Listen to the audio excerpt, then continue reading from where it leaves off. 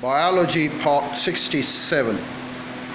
For example, when the anterioles of the muscles dilate during the exercise, larger quantities of blood are diverted from the general circulation. Inevitably, this tends to reduce the pressure in arterial system, leaving less blood available for the other body organs. This kind of problem is overcome by a control system which regulates arterial pressure within narrow limits as outlined in the figure. The two main factors which determine the arterial pressure of the cardiac output, arterial resistance and cardiac output, are defined as volume of the blood pumped per unit time and depends both on the heart rate and the number of beats per minute, and stroke volume, the volume of the blood pumped with each beat. During exercise, cardiac output increases automatically as a result of several processes. Number one, any fall in arterial pressure is detected by special pressure receptors and baroreceptors located in the walls of the aorta and are carotid arteries. These send impulses to the medulla of the brain, suppressing the activity in vagus nerve and speeding up the heart rate by way of sympathetic nerve. Number two, at the same time, the sympathetic nervous system acts on the medulla of the adrenal glands, stimulating the release of hormone adrenaline, which circulates the bloodstream and acts directly on the heart to cause an increase in the cardiac output.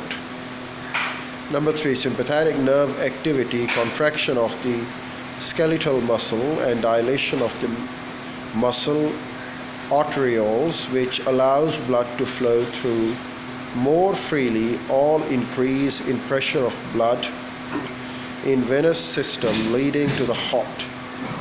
As a result, the ventricles fill more completely during diastole, so that the volume of blood pumped per beat increases. The increased pumping action is possible because the heart muscles responsible to increased stretching at rest but more powerful contraction when stimulated. This relationship is known as Startling's law and is an interesting and important effect, for it allows transplanted hearts which lack a nerve supply altogether to respond appropriately to different conditions, keeping the patient tissues properly supplied with oxygen.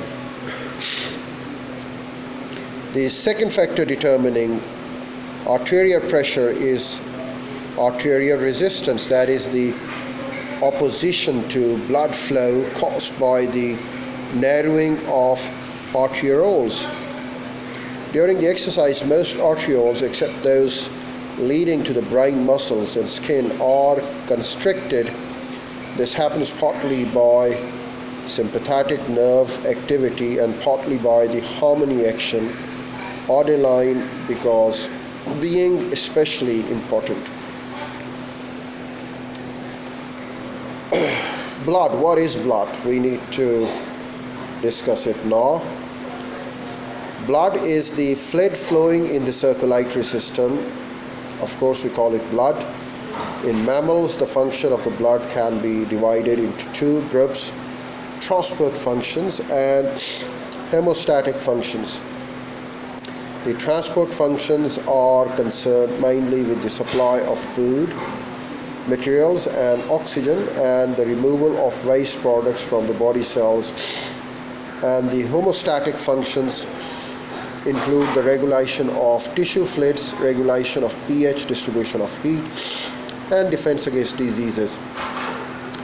While we describe all the main components and functions of blood except those concerned with the defense functions are considered along with the body's other methods of protection, as we discuss them later. What are the components of blood? That's what we'll discuss in our next video. What are the components of blood?